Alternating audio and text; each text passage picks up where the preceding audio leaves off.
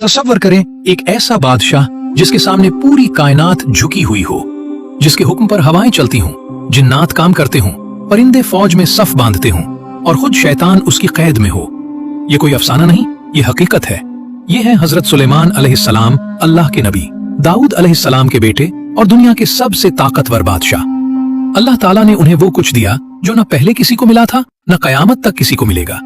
वो परिंदों की जबान समझते थे, जानवरों से बात करते थे, हवा उनके तख्त को उड़ाती थी और जिन्नात उनके मेमार थे।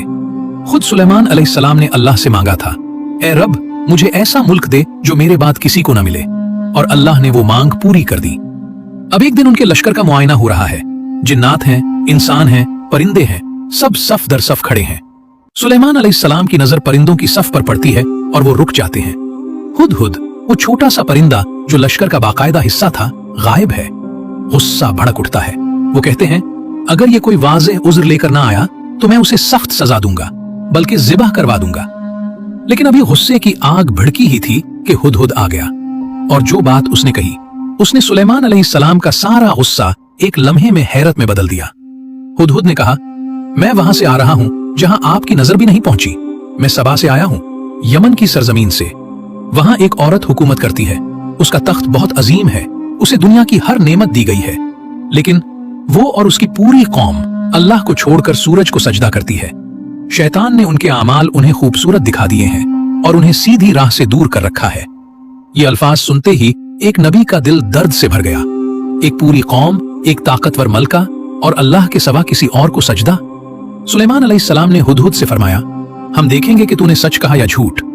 फिर उन्होंने कलम उठाया और एक खत लिखा, मुख्तसर मगर ऐसा कि हर लफ्ज एक बादशाह की अजमत और एक नबी की दावत का आईना था। लिखा, बिस्मिल्लाहिर्रहमानिर्रहीम, ये सुलेमान की तरफ से है। मेरे सामने सरकशी मत करना और फर्माबरदार होकर आ जाना।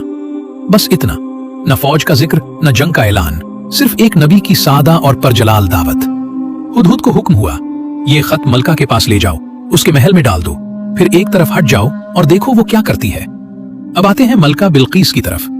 वो सबा की मलका थी, ताकतवर, दौलतमंद और इंतहाई ज़हीन।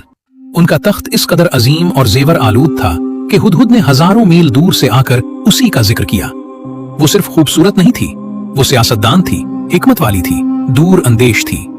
जब हुदहुद ने महल में वो खत गिराया और मलका ने उठाकर पढ़ा तो वो समझ गई कि ये मामला संगीन है।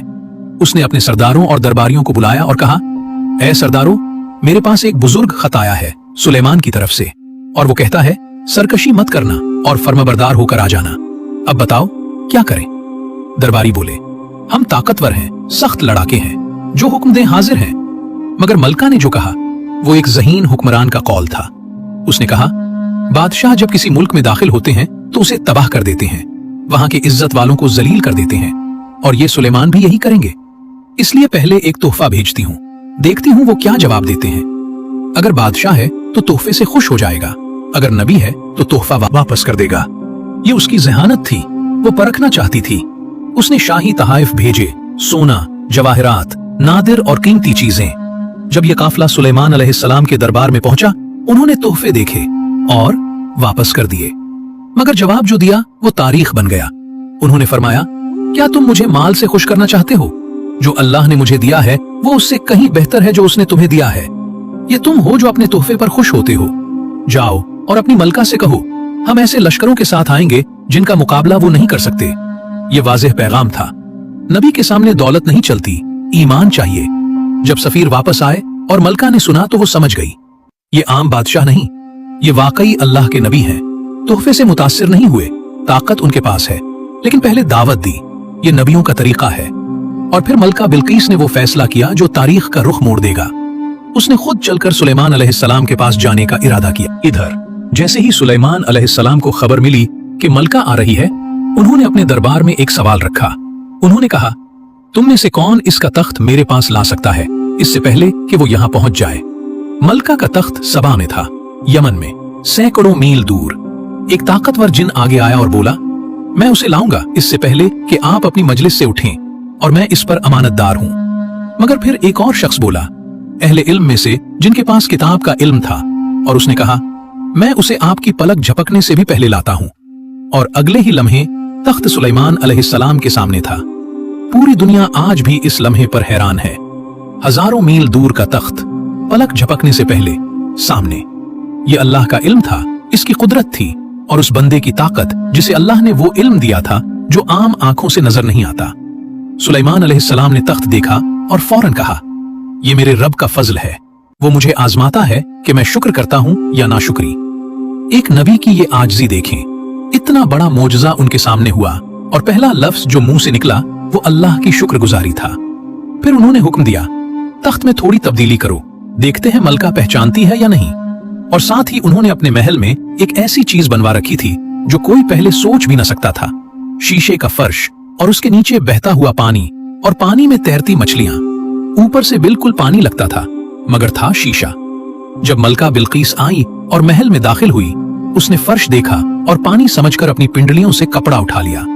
सुलेमान अलैहिस्सलाम ने कहा, यह शीशे का महल है। इस लम्हे कुछ हुआ मलका के अंदर। जो पानी लग रहा था वो शीशा था और जो सूरज वो पूजती आई थी वो असल रोशनी न थी।